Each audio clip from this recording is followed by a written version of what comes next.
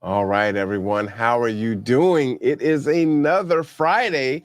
It is a beautiful day in the city of Bremerton, 70 degrees, according to she who shall not be named, or she'll start talking to us. But we have a great episode for you again today. Kathie is joining us. How are you doing, Kathie? I'm doing good, Marlon. I'm Uh, cool today, thank cool God. today versus 92, 94, whatever we were experiencing. Yes, too Yeah. much. What'd you do to stay cool?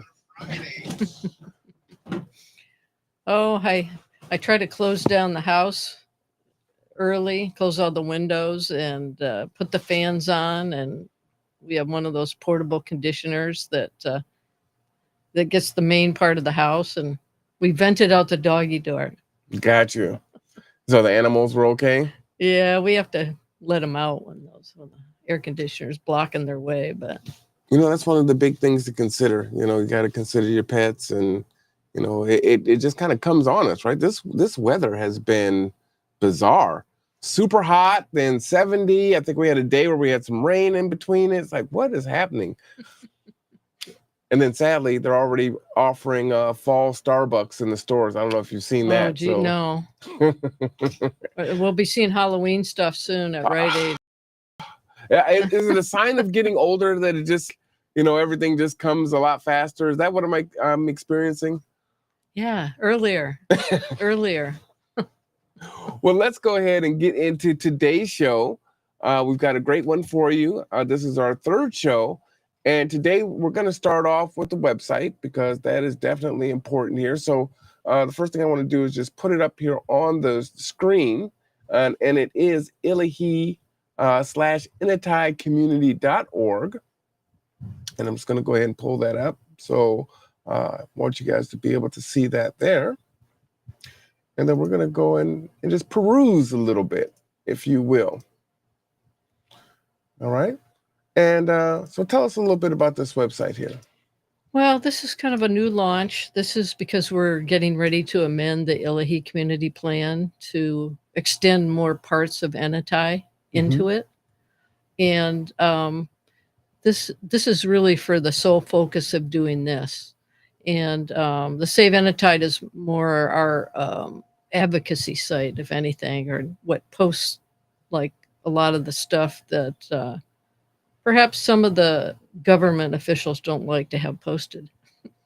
But so the big thing about the community plan is a way to really merge the Illahee and Enetai community as one, at least to have one voice, because more people have more of a voice.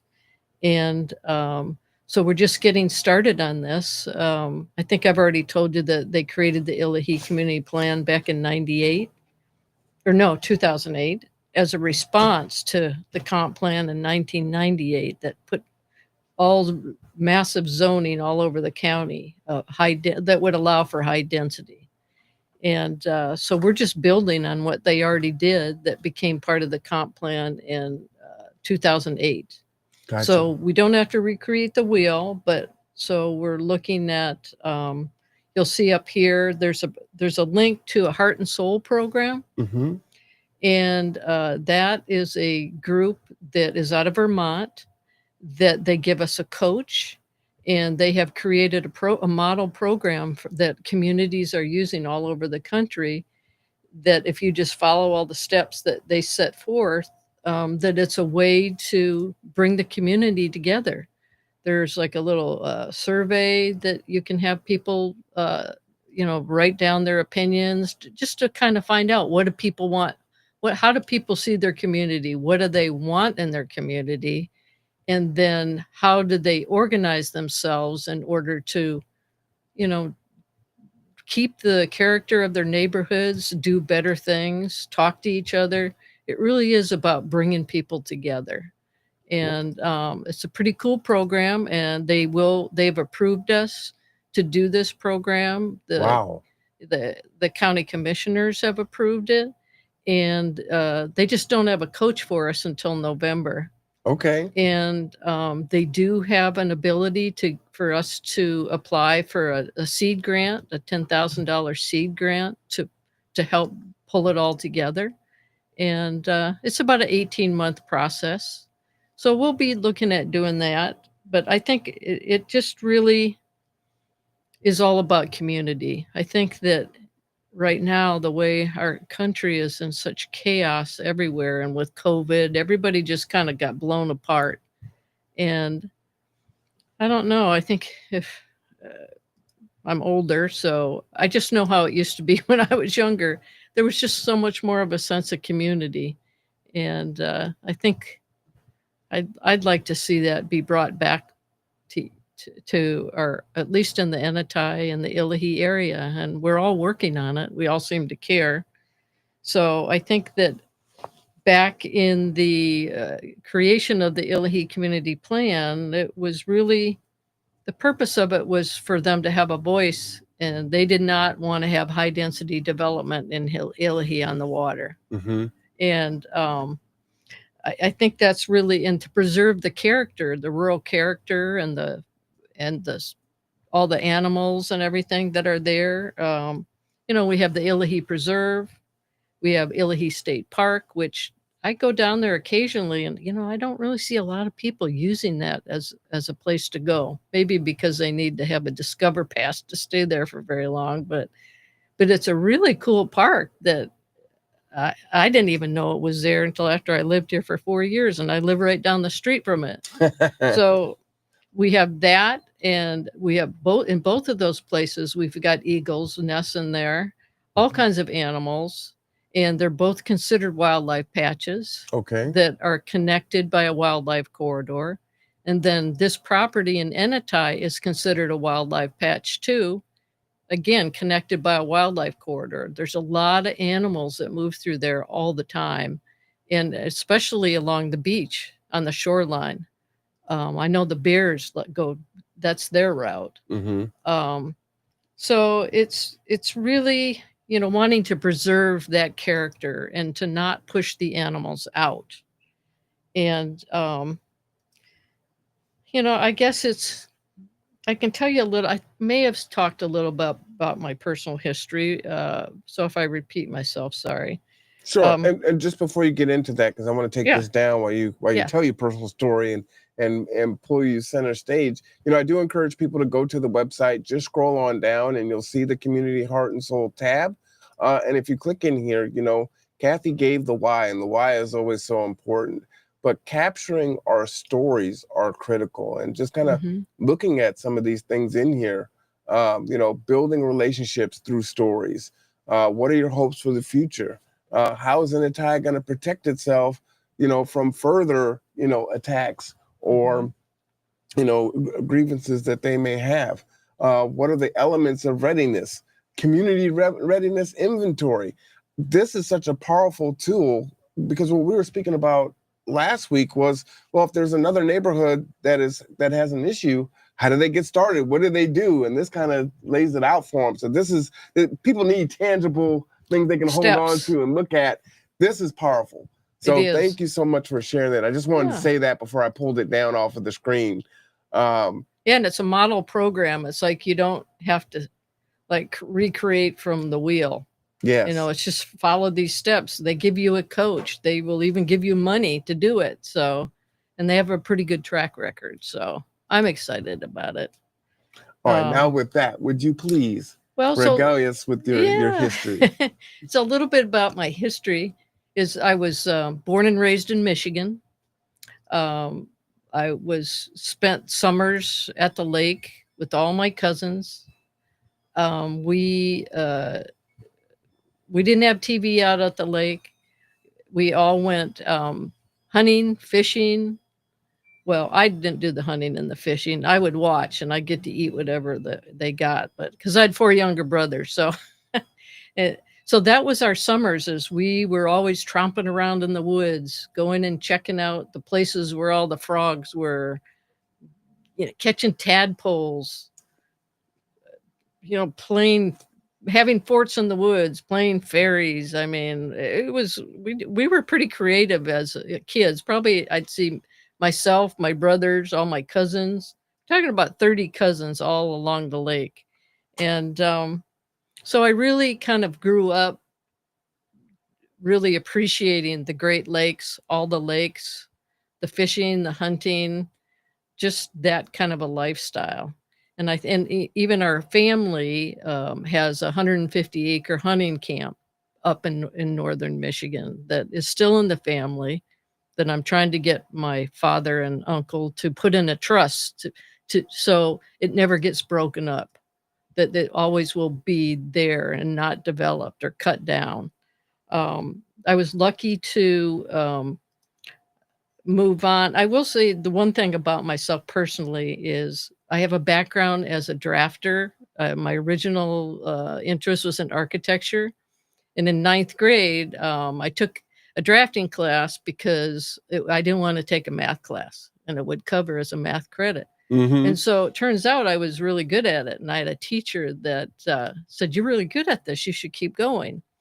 And so at one point the next year, I was sent down to Florida to live with my grandparents because I was starting to be rebellious. And when I was they put me in a retirement community, thinking I was going to be good.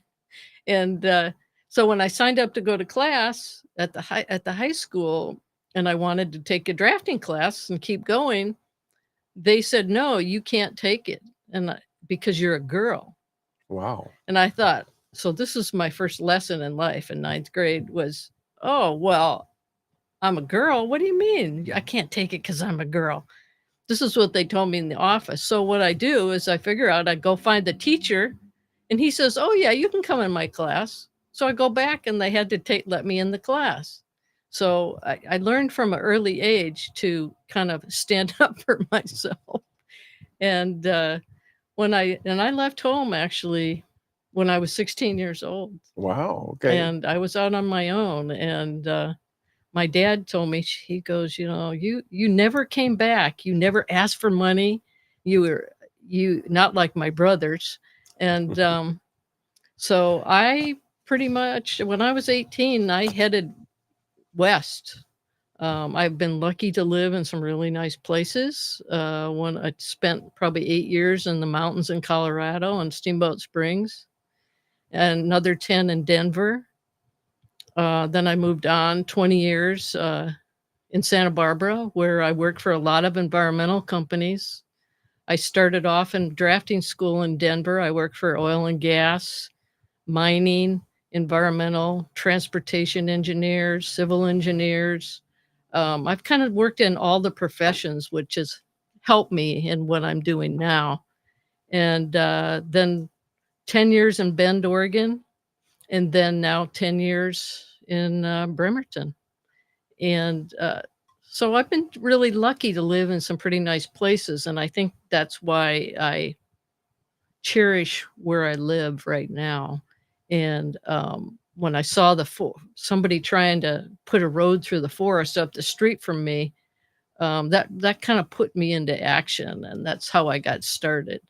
And it just goes to show as well as that you're not a NIMBY, you're an environmentalist, right? And yeah, I guess you could say so. A lot, some of the mapping that I did, the environmental mapping, I did a lot of subsurface mapping that was, where they bore into the soils, and they actually will look at plumes of contaminants. Mm-hmm. So I got to see a lot of underground contamination, and my eyes were opened when I did this subsurface mapping for a Superfund site. And it scared me. I have an understanding because I mapped this stuff of the chemicals underground and how the plumes get into our groundwater and into everything that we do. So I don't know if I'd call myself an environmentalist, but I appreciate the value of it, put it that way, and animals too. Can I call you a champion of the environment? Yeah, I guess so. I try not to think of myself as an extremist, but well, I didn't say extremist, just a champion, right? Yeah, an advocate, for the environment can't speak for itself, and so you are an advocate. That's true, and I also I've always lived in a place where usually down the road is some kind of a park or a forest or some kind of open space, because I'd like to go and live by those kind of places. So I don't want to see that destroyed. And so this property in Enetai was kind of lit me on fire. Mm-hmm. And I think you can see by the thing you have posted there. You ready for me to pull yeah, that on up? Yeah, right. I think so even after we have gone in and fought with the city and told them what our community wants, how we don't want sewer brought up to this property, this 65 acres, which is a historic property, has really been untouched forever, as long as I know. Maybe there was a cabin on it in the early 1800s, but it's been untouched since then. And so the Cheneys, who owned it more recently, had this in what they call an open space tax agreement. And it's a voluntary program, which I found out, that's an incentive for landowners to keep their property in open space. Okay. And so what they get in exchange for this is they don't pay very high taxes on all this acreage. Mm. And in this case, we already know in the Illahee Community Plan, it was identified as a wildlife patch, and that it's environmentally sensitive. And so you can see by this open space document, or that one page, that there's not supposed to be any what I would call disturbing of vegetation. It's all part of the document to go into open space, labels this as environmentally sensitive land. They know this. The Board of County Commissioners sign this document. You have to go through a 2-year process to get this. So that has been in place on this property since 1993. And as you can see there, it says right in the agreement, no disturbing of vegetation, no motorized vehicles. It clearly states it's environmentally sensitive. Wow. And so I was already aware of this. And as you can see, those green sheets I put in on day glow green. I laminated it in case it rained. And then I stapled it to stakes and I posted it. And you'll see in the video along there when they came in with geotechnical equipment, and they ignored it. Wow. So apparently, even though this is in place, it doesn't protect it, and which is kind of sad. And really, the story about this is I raised quite a lot of hell over this at the county. Like, how can you let them go in there and do this when this is in place? And it really is up to the county assessor's office, I believe, to enforce this. And they said, well, since the DCD department said that there was no violation, we can't do anything about it. And that's even with the video that you're going to see. So really? Well, let me go ahead and cue up that video. Yeah, cue up that video. And this will give you the first one. Top of view, Chris, on the 30th.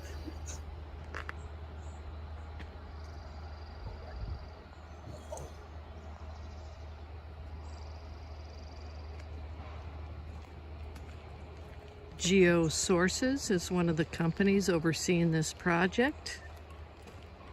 And this is the go-to developers group, GeoResources.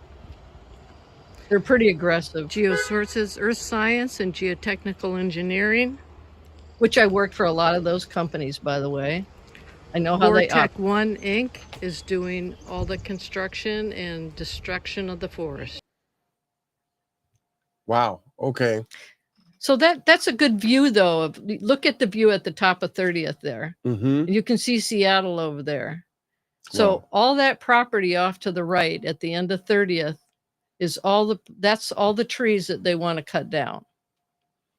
Really? That whole piece to the right? Yep. Wow. Yeah. And you were saying these companies that come in, they seem to be the same companies over and over again? Yes. And so how is that? Is this open for bid? Is there... Oh, no. This is a private developer. So he can hire whoever he wants. Gotcha. Okay. And so all the properties that are like environmentally sensitive and have streams and wetlands and this kind of stuff on it, there's like a handful of geotechnical companies and specialists that are go-to for these developers that know just how to put in the permits in such a way, and I say massage the SEPA stuff. I would call it lie by omission is a lot of what I see. Gotcha. And I've looked at a lot of these permits, and they just know how to put it in and facilitate it and minimize the critical areas on properties. There's about 5 of them that work for. It's just like the go-to. They have like a network. This developer cartel has a network of people that they use to push their permits through. That's kind of how it works. Gotcha. Well, let's cue up the second video. Yeah, this next one should give you. Amazing. And where are we here? So this is like on the first day that they went out there with their equipment.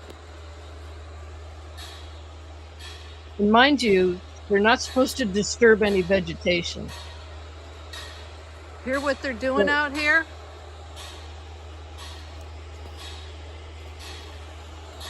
All this is allowed without a permit?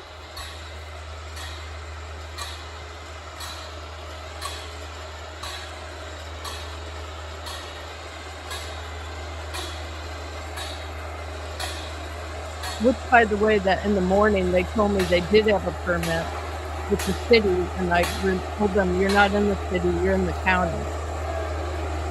Later they told me they didn't need a permit. Oh, really? Yes. That they're allowed to do geotechnical work without a permit. It's actually not true. I looked up the code.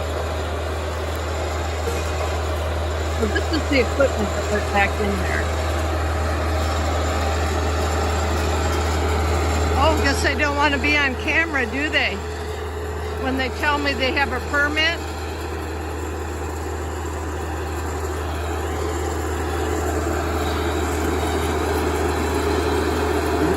You by yourself that day? Yes. Wow. Yes, and I have another video that was longer that I think it was too big to email. But where I get them on camera, calling them on the fact that you told me you had a permit this morning, but now you're telling me you don't have a permit. So this got me kind of on fire that day. A subsequent video right after this, they followed me out into the forest. They didn't like me filming them. And that's when they threatened to have me arrested because I was trespassing on private property. Wow. Well, let me ask you a couple questions. Yeah. Right? One, how did this happen? What can we do about it? And obviously coming together as a community, but explain that, right? How did this happen? Well, in this case, the developer just decided to hire these people and send them out there and do this. And here I have like the green sheet and the tax agreement that specifically states you cannot disturb vegetation on this property. And I have hammered on the county over this over and over. And I've even taken it to the Department of Revenue, who actually has oversight over these open space tax agreements, and they will not return my calls. They will not return my emails. I have chosen to let this one go for now because in this situation, because of all the uproar that has been created, Great Peninsula Conservancy, which is a local land trust here, they bought a lot of land up to preserve it. They are trying to buy the property. And they're in negotiations, but they won't tell us anything. It's all hush hush. So that's what we're doing is, GPC is interested. We've got a lot of people talking about it. These kind of videos we got posted to Facebook. Rural Valley's doing this too now. Is once people see what's going on and you educate them about what's happening, that you need to step up and get involved and come together and create a voice to stop this kind of stuff. I mean, this is crazy what they did out there when they shouldn't have. And in the county DCD, they bent over backwards saying that these people didn't need a permit. That's like a whole nother story, where they fudged how much acreage that they disturbed. So I would say that the community plan, that's another thing, is I've been really lucky in this situation where even prior to this happening, we kind of foresaw when the property got sold, something might happen. And I was in touch with the Illahee people early on. So I had a go-to person to go to call up and say, what should I do now? Jim Aho, who is the head of the Illahee Preserve, I mean, he was great in advising me what to do. And he even told me that it's almost too late, Kathie. Wow. That really the only way to save these properties is to buy them.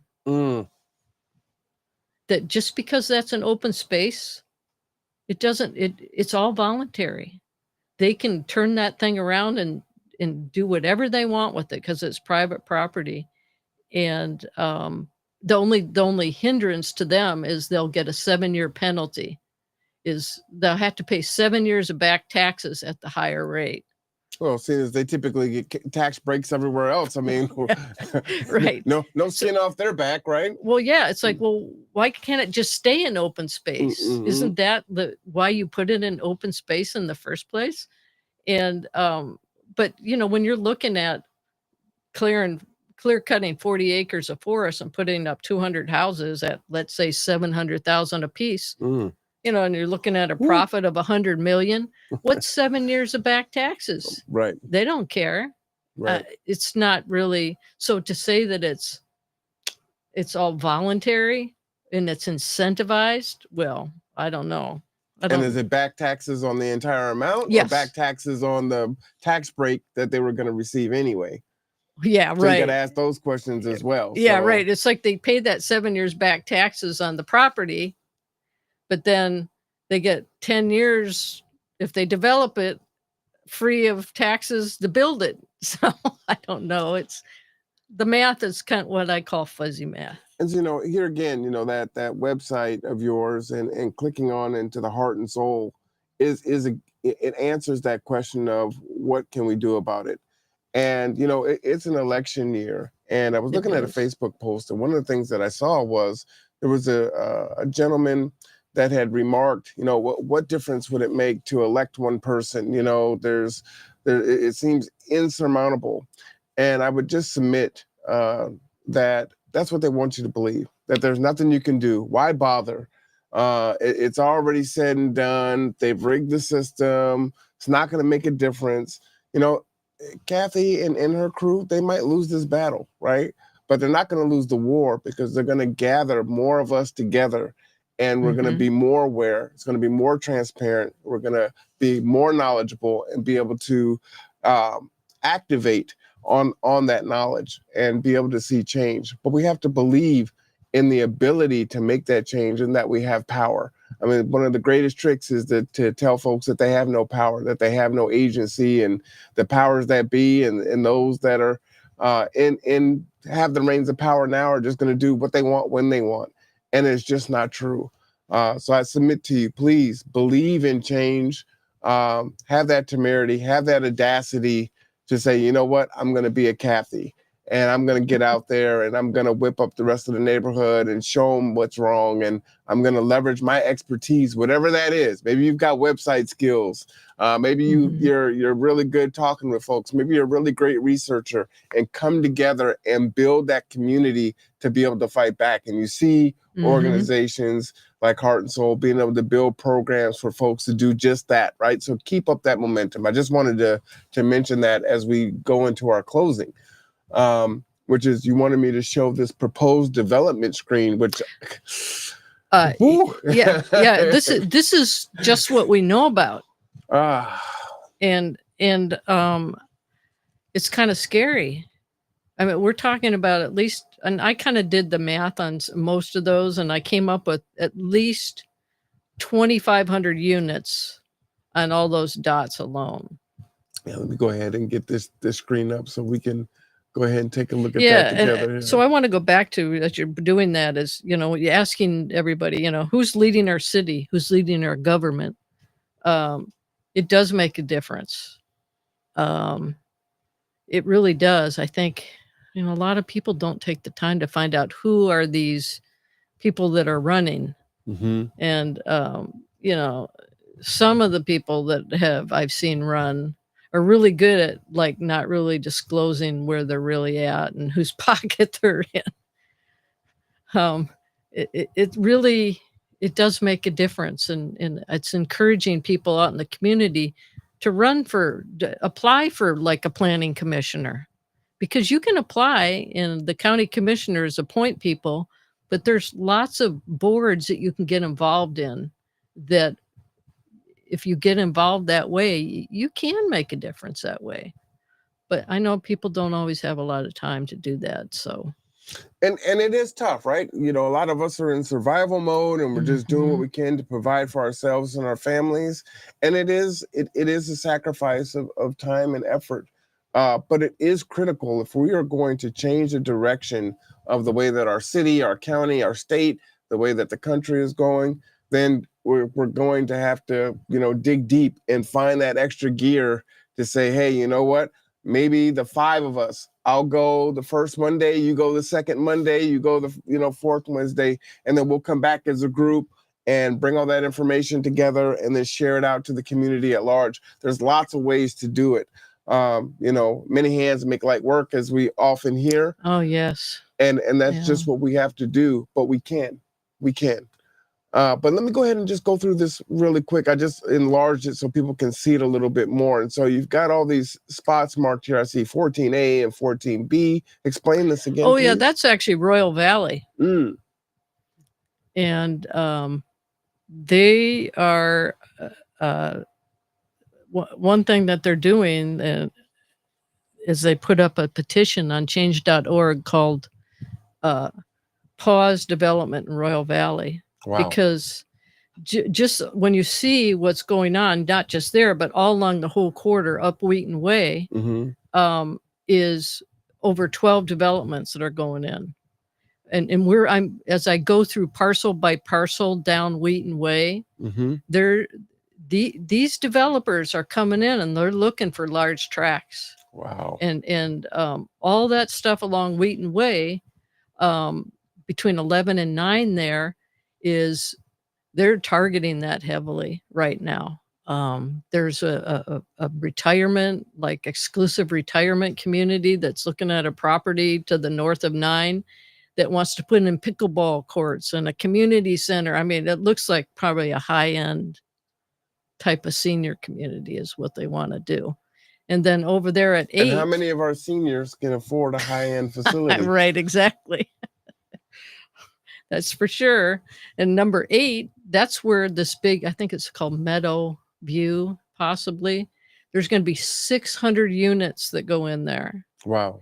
And so that's at John Carlson and Fairgrounds right there at that where number 8 is. And I found last week a study, which nobody at the city of Bremerton told me about, that they actually did a corridor study from Burwell all the way up to that point. And they're looking at putting in circles, roundabouts, roundabout there, roundabout at Lowe's, roundabout at Central Valley Road. Say it isn't so.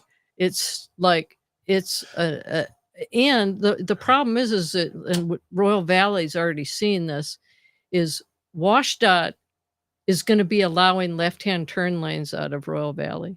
Really? Yes, they want to try to open up Glutz Pond Road and do turns. If anybody that goes down Brownsville Highway to the marina, Mm-hmm. they want to put a road to come out on that in two blind corners. I mean, the if anybody's tried to ever get off a military road and turn left, Mm-hmm.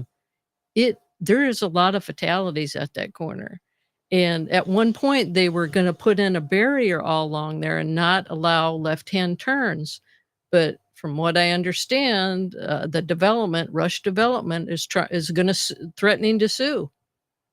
Threatening to Threatening sue. to sue, threatening to sue the county commissioners, threatening to sue WashDOT if they can't have their access in and out. That was planned 160 houses, single family houses in that area. Now it's up to almost 800 units. Wow. So how are they going to what? And then you look at all this development along Wheaton Way. What is the traffic going to be like? Mm-hmm. And there's no plans for infrastructure along here, none whatsoever, because there's no money. Well, my question would be this: if we look at the point in time count and we count our unhoused in the county alone, right? Does this mean that all of a sudden we no longer have a homelessness crisis here in the city of Bremerton, and everyone is housed? No, because they're not going to be able to afford to live here, right? No, I honestly don't think that there's a housing crisis. Not enough housing. There's not enough affordable housing is what it's all about. Because somebody pulled up like the open vacancies last week, and there was, in apartments alone, was 250 open apartments. So how is it we have a housing crisis when you have that many vacancies? And you can go on apartments.com and I believe Zillow, and you can find out what homes are available for rent too. So what, up to 500 houses and apartments available in 1 week? Very interesting question. Yeah, and then you look at 2,500 units that they're going to put, that we know about, that's permitted, that is going to be going in. And it almost seems like they make this frenzy of how we have this shortage in housing when there isn't one. And we're going to have all this growth, like so many 50,000 new residents over a period of 25 years, but they want to do all the building in the first 3 years of all that. And they don't have the infrastructure for it. That's the thing, is schools are maxed out. The new hospitals maxed out. They can't even meet capacity. The law enforcement, because of all the budget cuts, they need more people and they're cutting back. So they're already on overload. So to me, it's like, just like in Enetai, you don't have sewer out there, but we'll approve for you to get sewer out there and then you can build it. But it's like, well, it's like the cart before the horse. It's like, build it and they will come, like that. What's that one movie with the baseball? Field of Dreams? Yeah, Field of Dreams, like build it and they will come. Well, yeah, you're going to build all this housing and overwhelm the infrastructure. And instead of, like, why don't you take care of what you got now? Like our sewer, like all the spills that go out of Bremerton. It's like, well, you're talking about extending the sewer when you can't even take care of what you got. Yeah. It's like, take care of what's here first and plan in a organized fashion that doesn't like ruin what's here. And what we all came here to enjoy was the character of this area, I think. And that goes doubly for the people, right? Take care of the people that are here now. Right. The ones that are spending more than 30% of their income on housing, those that are already unhoused, and those that are becoming unhoused by the hour at this point. It's ridiculous. Oh, it is. I know the other night when I was out putting up some signs and I was at the Fred Meyer parking lot, and this young gentleman came up to me and he wanted to know if I could help jump him. I didn't have any jumper cables, but I sat there with him for over a half an hour and he told me his whole story and how he's fairly young, maybe 35, and how he had been in the service, had been exposed to some kind of agent, I don't know what, but that because of it, he had an autoimmune disease, he had lupus, Wow. He had no ability to manage and navigate the healthcare system. Wow. His girlfriend had stolen his car, and he had nowhere to go, and he couldn't start his motorcycle. Mm. And you could just tell that he was in a place that he was in such a survival mode that he couldn't even think straight. And I was down the street on Wheaton Way in another spot, same thing. Somebody needed a jump. They were living in their car, and really listening to these people's stories, it's really sad that. And many of them are working. Yeah, yeah. Well, let's go ahead and get so into your call of action. Yeah, so our call of action is, well, first of all, I think it's the petition. I mean, I always encourage people, and we can talk about this next week, because I do want to talk about the city of Bremerton and the sewer and how the UGA and how we're trying to get Enetai taken out of the UGA. But for now, the big thing is looking at all this development is asking the county to pause the permitting, pause this stuff, take a breather, figure out with WashDOT, how are you going to make our roads safe before you put in all this development? And it is what is going on up in Royal Valley is just, it's a nightmare. Everybody can see how bad it is. And I think so they have created a petition to pause. In fact, before I came today, it was up to 988. They were going for 1,000, and that's in less than 2 weeks. Nice. All right. So, and so as a result of that is, if people want to do something and they care about this, is on the county commissioners meet twice a month. And on the 28th at 10 a.m. Is their regular session. And that's where they plan to submit this petition, and people can come and they can just come be in the audience, or if they have something to say, they get 2 minutes to say something. And showing up makes a big difference. Absolutely. It really does. It has an impact because it gives the commissioners it shows them that the people care, and a lot of people care, and that maybe they might want to act. And so I encourage, and people, if they can't come in person, they can write to the county commissioners how they feel. They can show their Zoom. You can zoom in on this stuff. But I really encourage people to come out and go to it, to this one, because this is kind of a big one, and this impacts Bremerton all the way up to Silverdale. And Kathie, there's another thing too, is, there's power in numbers, there's power with the people. And oftentimes what you hear elected say is, well, we created this forum for folks to come and speak, and only this side came, right? Only the developers came and spoke and advocated. So that was the will of the people that we followed. And that's what they say. And so it is important and incumbent upon us, again, to try to carve that time out, show up in force, and show them that there are plenty of citizens that feel the way that we feel. And that 1,000 signatures, that's a lot of folks. That's a lot of people. It is. And there's a lot of comments up on there too, that I haven't even begun to try to read through all of them. But I mean, people are really upset about what's going on. But life just goes on. These developers keep developing, they keep giving permits, and they're just, this has got to stop. I mean, we've somehow, this has got to be dialed back a little bit so proper planning can be done.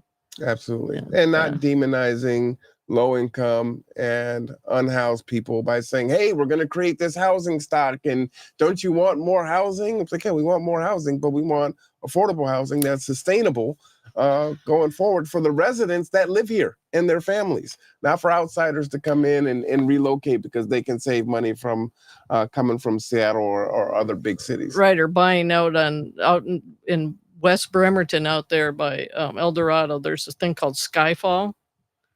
I mean, these houses are going for over $1 million now. Wow. And and even like next, this is a new one right next to Illahee State Park, right above on Sylvan Way. Mhm. There's 9 acres there. It used to be a historic property where there was an orchard, and the Native Americans would come and get apples there and come on, and there was all kinds of clams at the Illahee State Park till they had a big landslide. There's a lot of history there. Mhm. But there's a guy that above a fish-bearing creek on a steep slope, just like on Enetai, just down the road, that's constantly sliding, he wants to build 9 houses in there. Wow. He wants to clear cut it. There's wetlands in there, and put up 9 4 to 5 bedroom family houses. Well, you can tell me how much you think those houses are going to go for. They're going to be over $1 million. Oh, not 150,000? No. So I don't know if ultimately it'll get done. We're trying to question. I think it's reasonable. What's reasonable? Right. I think that's, in this case, you don't need to be putting up 9 houses there, especially when septic fails down at Illahee State Park and it's been shut twice because of it. And you're telling us the soils up there can handle septic. Mhm. It's like, be reasonable. Right. And again, reasonable, affordable. What's affordable? That could be a whole topic of discussion. Is how, what really is affordable? We may get into that one of these episodes. Well, I want to give you a shout out again, Kathie. Every week, it gets even more organized, as you can see on the banner. We already have what we're talking about next week. Next week, City of Bremerton 2024 comp plan rigs, rezoning, and sewer plans and water resources. So, again, I can't thank you enough for coming, carving out time. Not only are you doing the research, you're in the camera in the woods, you're doing all the different things, but coming in and saying, hey, you know what? I need the masses to understand, to know, to hear, to come alongside and advocate, to duplicate these efforts in their neighborhoods when they see injustices that are happening. And I just want to leave people with this. Knowledge is power, but it is only power if you use it, right? Knowledge is great, but if you don't use the knowledge, it's just knowledge, right? So with that, I want to thank Kathie. I am R1 Cameron. This is The Conduit. Please take care of yourself and take care of each other. We will see you next week. Be mindful of the heat. Make sure you stay hydrated. Take care of your pets and take care of each other. All right? All right, everyone. Have a good week.